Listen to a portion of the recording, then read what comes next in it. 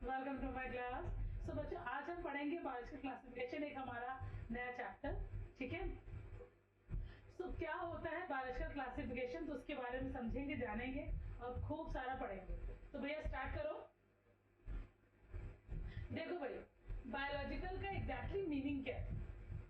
अब आपको पता है कि यहाँ पे हम बात कर रहे हैं बायो में कौन आता है, आपको अगर लिविंग ऑर्गेनिजम्स आते हैं। ठीक है।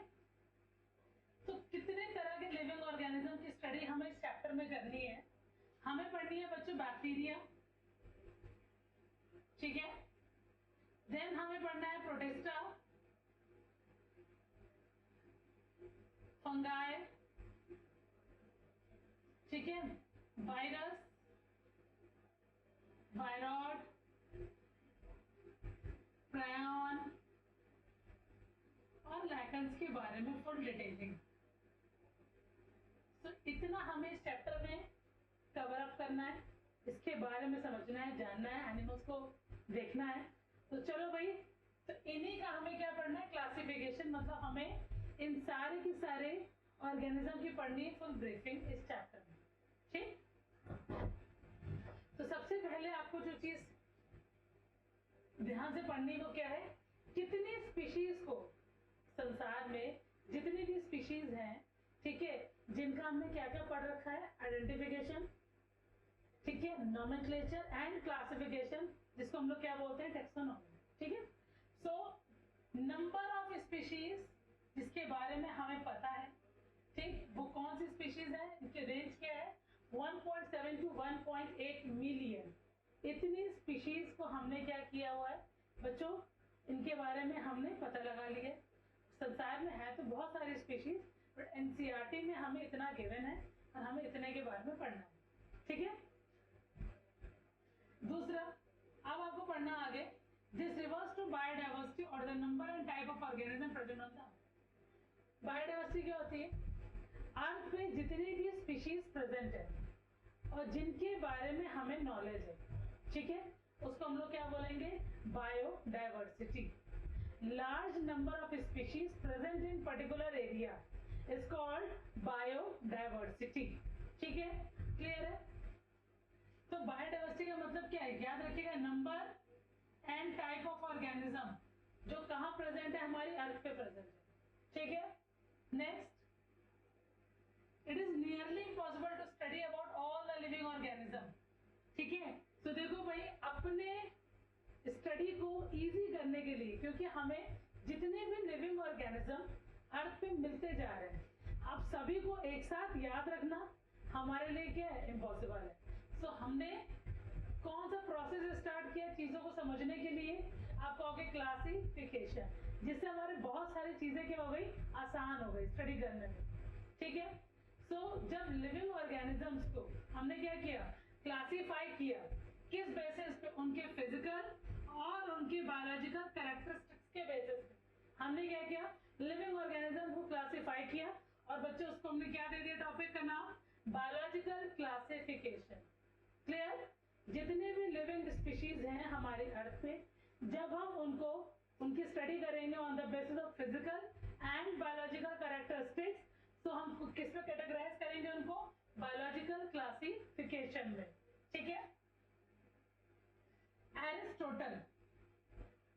एरिस्टोटल बेटा वो साइंटिस्ट थे जिन्होंने सबसे पहले अटेम्प्ट किया था क्लासिफिकेशन, सबसे पहले बताया था क्लासिफिकेशन के बारे में। और उन्होंने क्लासिफिकेशन जो बच्चों किया था वो किस बेसिस पे किया था, आप कहोगे मॉर्फोलॉजिकल कैरेक्टर्स। ठीक है। अब जैसे आपने कोई प्लांट देखा तो आप प्लांट को कैटेगराइज करोगे किस वे में, आपने क्या किया, प्लांट को 4 तरीके से कैटेगराइज कर लिया। जितने भी हर्ब्स हैं सबको एक कैटेगरी में रख दिया, जितने भी शर्ब्स हैं, अंडर शर्ब्स हैं, ट्रीज हैं, सबको कैटेगरी वाइज आपने क्या कर दिया, डिवाइड कर दिया। तो एरिस्टोटल ने जो क्लासिफिकेशन किया था प्लांट्स का, on the basis of trees, sorry, on the basis of herbs, shrubs and trees. ठीक है। उसके अलावा उन्होंने एनिमल्स को 2 कैटेगरी में डिवाइड किया था, वो जिनमें आरबीसीज है और वो जिनमें आरबीसीज नहीं है। क्लियर है। प्लांट को कैटेगराइज किया था किन में, आपको आगे हर्ब्स, शर्ब्स एंड ट्रीज में, और एनिमल्स को कैटेगराइज किया गया था दो पार्ट में, पहला जिनमें आरबीसी प्रेजेंट है, दूसरा वो जिनमें आरबीसी प्रेजेंट नहीं है। ठीक है, तो सबसे पहले जो क्लासिफिकेशन आया था वो कौन सा आया था? Two kingdom system of classification. देखो भाई, two kingdom system of classification. तो दो किंगडम में बेटा कौन कौन से किंगडम आ रहे थे? आप कहोगे पहला किंगडम था किंगडम एनिमेलिया और दूसरा किंगडम था बच्चों किंगडम प्लांटी। तो कितने किंगडम हमें मिले? किंगडम एनिमेलिया, जिसमें हमें उनको रखा जितने सारे लोकोमोशन परफॉर्म करते हैं, जो मूव करते हैं। ठीक है, और प्लांटी में सारे हर्बेशियस, हर्बेशियस मतलब जितना भी ग्रीनरी रीजन है, अब चाहे वो हर्ब्स हो, शर्ब्स हो, ट्रीज हो, एल्गीज हो, all are comes under kingdom plantae. ठीक है, बाद में अब ये two kingdom system of classification किसने दिया था? आप कहोगे लीनियस ने दिया था। ठीक है, क्लियर है? फिर three kingdom system of classification हमें किसने दिया था? आप कहोगे हैकेल ने दिया था। और हैकेल ने कौन सा तीसरा किंगडम ऐड किया था? आप कहोगे किंगडम प्रोटिस्टा। एमसीक्यू वाला क्वेश्चन है बेटा, किंगडम प्रोटिस्टा। तो कितने किंगडम हो गए? Plantae, Animalia and kingdom Protista. ठीक है, फिर four kingdom system of classification किन्होंने दिया था? आप कहोगे कोपलैंड ने दिया था। और इन्होंने कौन सा नया किंगडम इंट्रोड्यूस किया था? Kingdom Monera. तो तीन तो बेटा एज इट इज थे, प्लांटी, एनिमेलिया, प्रोटिस्टा, और चौथा किंगडम ऐड हो गया था किंगडम मोनेरा। किंगडम मोनेरा में हमने किनको इंक्लूड किया था? बैक्टीरियाज को, जो कि ना प्लांट में आते हैं, ना एनिमल्स में आते हैं, और ना ही वो किस में आते हैं? प्रोटिस्टा में आते हैं। ठीक है, फिर लास्ट है आपका five kingdom system of classification. किन्होंने दिया था? सबको नाम पता होगा बहुत अच्छे से, आर.एच. विटेकर ने दिया था। और इन्होंने कौन सा किंगडम ऐड किया था? Kingdom fungi. अब जो फंगाई है ना ही वो प्लांट्स में आती है, क्योंकि प्लांट जो है वो क्लोरोफिल कंटेनिंग है, लेकिन जो फंगाई है वो व्हाइट इन कलर होती है, उसमें क्लोरोफिल पिगमेंट जो है वो एब्सेंट है। तो किंगडम प्लांटी में तो वो बेटा आती नहीं है। ठीक है, फिर एनिमल्स में वो आती नहीं है क्योंकि वो लोकोमोशन नहीं करती है। बैक्टीरिया जो होते हैं वो माइक्रोस्कोपिक हैं, ठीक है, उनमें भी नहीं आती है। और फंगाई जो है हमारे वो यूकैरियोटिक है, और जो बैक्टीरियाज हैं वो हमारे प्रोकैरियोटिक है। ठीक है, बचा कौन सा kingdom? Kingdom protista. Kingdom protista में भी नहीं आती, तो इसीलिए फंगाई के लिए एक अलग किंगडम बनाया गया, किंगडम फंगाई। किसने बनाया था? आर.एच. विटेकर ने। तो ये आपको याद रखना है कि कौन सा किंगडम किसने दिया था और कौन सा नया किंगडम ऐड हुआ है।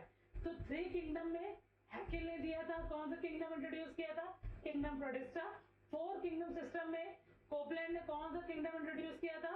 मोनेरा। और आर.एच. विटेकर ने कौन सा किंगडम ऐड किया है? आप कहोगे किंगडम फंगाई। ठीक है, समझ में आया आपको? क्लियर हुआ इतना?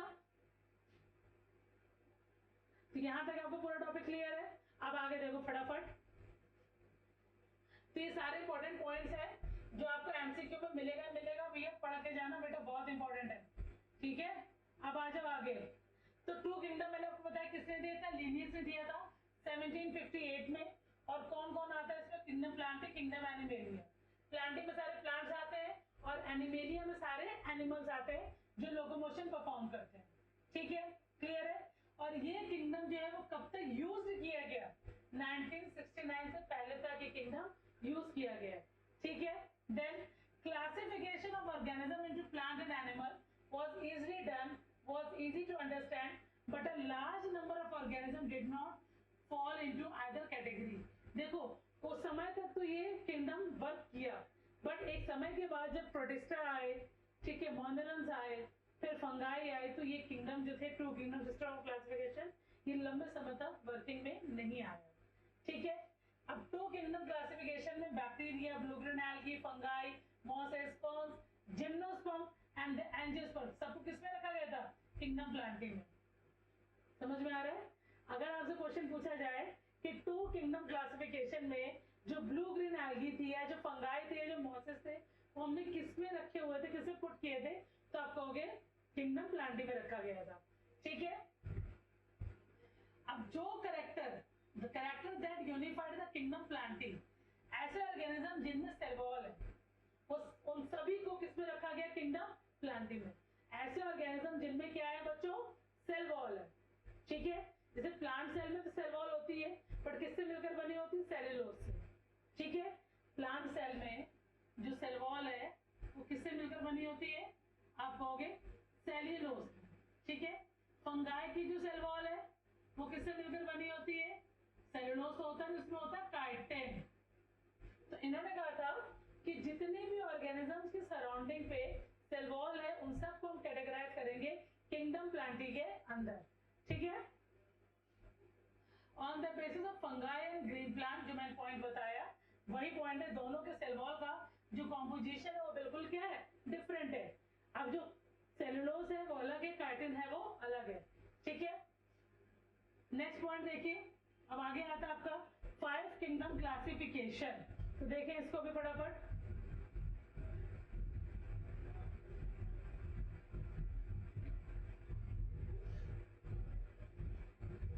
देखो भाई, अभी हमने समझा कि 5 किंगडम क्लासिफिकेशन जो दिया था वो आर.एस. विटेकर ने दिया था ऑनवर्ड्स ऑफ 1969।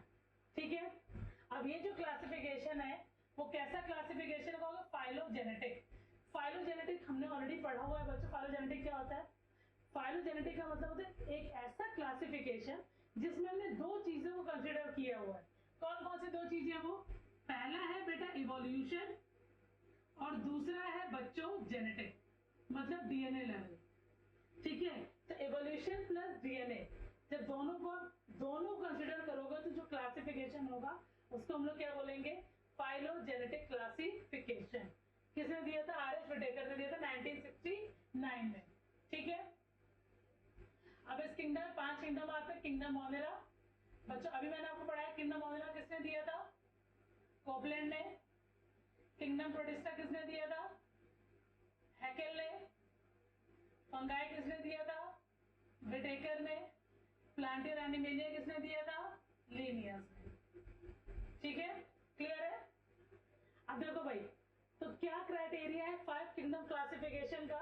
तो सबसे पहले आपको पढ़ना है इसमें कॉम्प्लेक्सिटी, कि सेल का जो स्ट्रक्चर है वो किस तरीके का है। सेल है वो यूनिसेल्युलर है कि मल्टीसेल्युलर है, प्रोकैरियोटिक है कि यूकैरियोटिक है, इसको हम डिटेलिंग में पढ़ेंगे। बॉडी का ऑर्गेनाइजेशन आपको पढ़ना है कि बॉडी का जो ऑर्गेनाइजेशन है वो सेल्युलर लेवल है कि टिश्यू लेवल है कि ऑर्गन लेवल है या फिर ऑर्गन सिस्टम लेवल है। ठीक है, मोड ऑफ न्यूट्रिशन आपको देखना है, ऑटोट्रॉपिक है कि हेटरोट्रॉपिक है। ऑटोट्रॉपिक के अंदर भी हीमो ऑटोट्रॉपिक है कि फोटो ऑटोट्रॉपिक है। ठीक है, रिप्रोडक्शन एसेक्सुअल है कि सेक्सुअल है, और फाइलोजेनेटिक रिलेशनशिप, इन सब को आप क्या करोगे, इसमें स्टडी करोगे। ठीक, अब कौन से ऐसे साइलेंट फीचर है जो किंगडम फंगाई में आपको 5 किंगडम क्लासिफिकेशन में देखने को मिलेगा।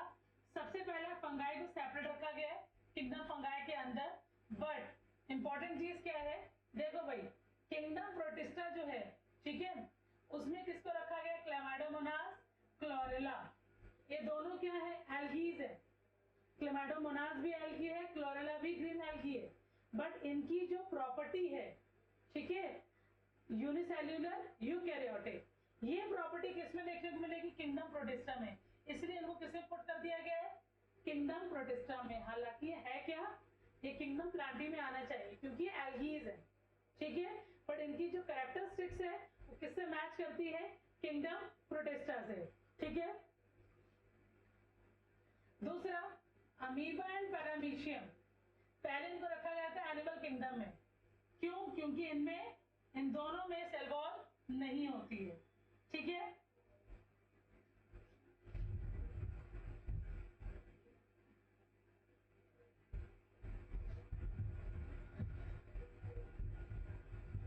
तो बच्चों जो पॉइंट्स मैंने अभी आपको बोले थे वही सारे पॉइंट देखिए बच्चों यहाँ मेंशन है। ठीक है, देखिए सबसे पहले सेल टाइप देखेंगे तो मोनोलस का सेल टाइप क्या है, प्रोकैरियोटिक। अब आप ये बताओ आपको प्रोकैरियोटिक और यूकैरियोटिक के बारे में पता है कि नहीं पता है। चलो फिर भी हम डिस्कस कर लेते हैं। अगर हम प्रोकैरियोट्स की बात करेंगे इनमें वेल डिफाइंड न्यूक्लियस नहीं होता है, इनमें क्या होता है न्यूक्लियस की जगह पे न्यूक्लियोइड, ठीक है। वेल डिफाइंड न्यूक्लियस इनमें एब्सेंट होता है, क्या होता है उसमें न्यूक्लियोइड होता है, ठीक है ठीक है। तो देखिए भाई, तो मैंने अभी आपको क्या बताया कि जो प्रोकैरियोट्स हैं उनमें वेल डिफाइंड न्यूक्लियस नहीं होता है, ठीक है। तो जैसे सपोज आपको बैक्टीरिया का स्ट्रक्चर दिख रहा है, तो सेंटर में आपको कुछ इस तरीके का ब्लैक ब्लैक डॉट दिखेगा, ठीक है। तो इसी को बच्चों हम लोग क्या बोलते हैं, न्यूक्लियोइड, ठीक। जबकि अब यूकैरियोट का स्ट्रक्चर देखोगे तो आपको न्यूक्लियस का स्ट्रक्चर कुछ इस तरीके का दिखेगा। सराउंडिंग में आपको क्या दिख रही है यहाँ पे बच्चों, न्यूक्लियर मेम्ब्रेन, ठीक है, न्यूक्लियर मेम्ब्रेन। और यहाँ पे देखिए न्यूक्लियर मेम्ब्रेन क्या है, एब्सेंट है। तो सबसे पहली चीज जो मोनोरल्स है उनका सेल टाइप क्या है, prokaryotic means well defined nucleus is absent, ठीक है। क्या चीज प्रेजेंट होती है, आप कहोगे न्यूक्लियोइड, ठीक है। प्रोटिस्टा हम देखेंगे तो यूकैरियोटिक है, फंगाई भी यूकैरियोटिक है, प्लांटी भी यूकैरियोटिक है, और बच्चों एनिमेलिया भी यूकैरियोटिक है। मतलब इनमें वेल डिफाइंड न्यूक्लियस प्रेजेंट है, ठीक है। दूसरी चीज, प्रोकैरियोट्स का जो डीएनए होता है वो सर्कुलर होता है। कहां प्रेजेंट होता है, आप कहोगे साइटोप्लाज्म में। कहां प्रेजेंट होता है, साइटोप्लाज्म में। और यूकैरियोट्स का जो डीएनए होता है वो बच्चों कैसा होता है, आप कहोगे लीनियर होता है। कैसा होता है डीएनए, लीनियर डीएनए होता है, ठीक है। समझ में आया, डीएनए कैसा है, लीनियर डीएनए, ठीक, क्लियर। और डीएनए कहां लोकेटेड होता है, कहोगे inside nucleus.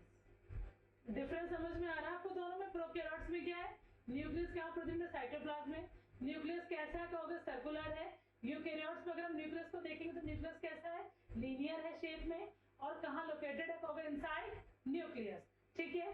So be remember, cell wall अगर हम देखें तो मोनोडस की जो सेल वॉल है वो कैसी है, नॉन सेल्यूलर है।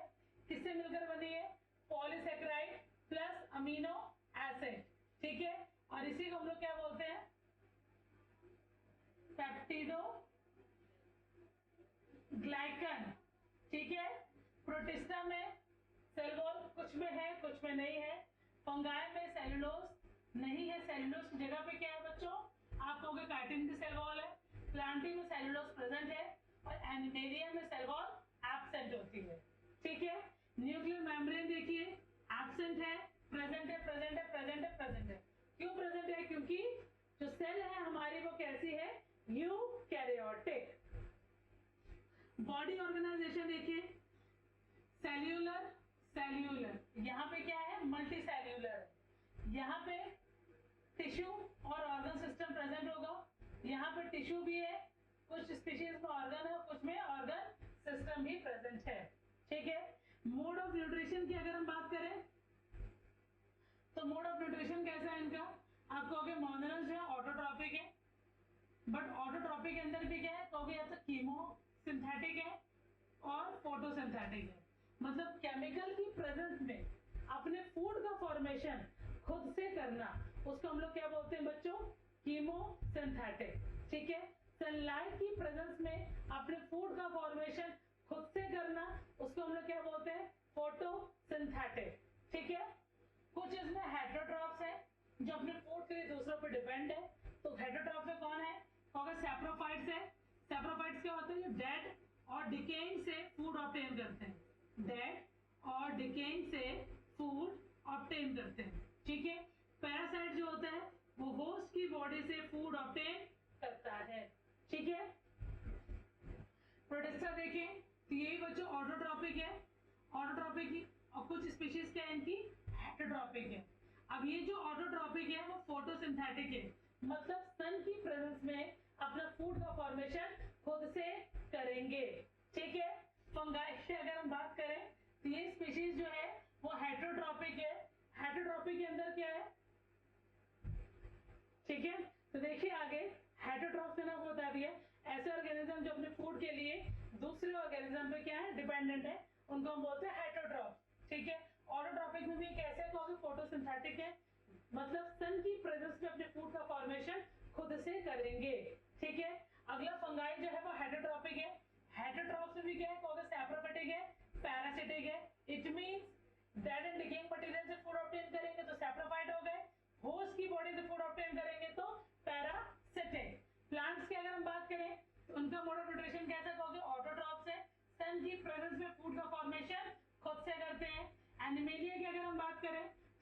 हेटेरोट्रॉप्स हैं, ठीक है। अब होलोजोइक का मतलब क्या है?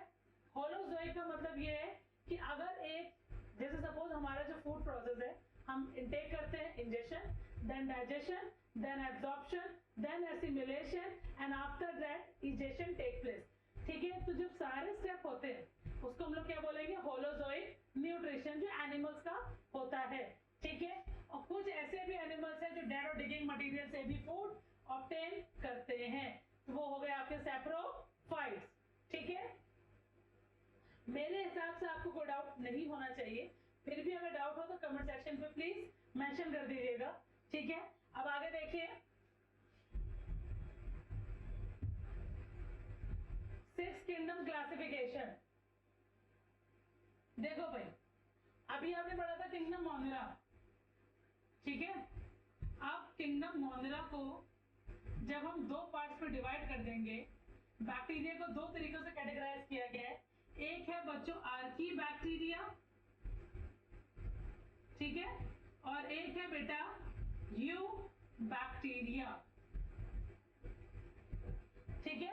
आर्की बैक्टीरिया बेटा वो बैक्टीरियाज होते हैं जो ड्रास्टिक कंडीशन में सरवाइव करने की कैपेबिलिटी रखते हैं, जहां पे नॉर्मल बैक्टीरिया सरवाइव नहीं कर सकता, वहां पे ग्रो करते हैं हमारे आर्की बैक्टीरिया, ठीक है।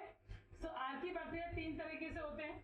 एक होते हैं आपके मिथेनोजन, जो मीथेन गैस का प्रोडक्शन करते हैं, ठीक है। एक आते हैं आपके हेलोफिल्स, जो सॉल्टी इन्वायरमेंट में ग्रो करते हैं, और लास्ट आते हैं आपके थर्मो एसिडोफिल्स, जो हाई टेम्परेचर पे एसिडिक इन्वायरमेंट पे ग्रो करते हैं, उनको बोलते थर्मो एसिडोफिल्स, ठीक है। तो अब किंगडम मोनिरा को जब हमने स्प्लिट किया आर्की बैक्टीरिया और यू बैक्टीरिया में, तो कितने किंगडम तैयार हो गए बेटा? टोटल 6, ठीक है। क्लियर है? समझ में आ गया? यू बैक्टीरिया जो होते हैं हमारे, ये वो बैक्टीरिया होते हैं जो नॉर्मल हमारी पानी की टंकी है वहां ग्रो करके नॉर्मल एनवायरनमेंट में आपको मिलेंगे, ठीक है। वो होते हैं आपके यू बैक्टीरिया। आर्की बैक्टीरिया हमेशा आपको ड्रास्टिक एनवायरनमेंट में ही सर्वाइव करते हुए मिलेंगे, जहां पे चीजें अनफेवरेबल ज्यादा होती है अकॉर्डिंग टू यू बैक्टीरिया, ठीक है। सो बच्चों, आज का लेक्चर अगर आपको अच्छा लगा हो सो प्लीज सब्सक्राइब करिए मेरा चैनल, ज्यादा से ज्यादा मेरे वीडियोस को आप शेयर करें, लाइक करें। Thank you for watching, bye bye.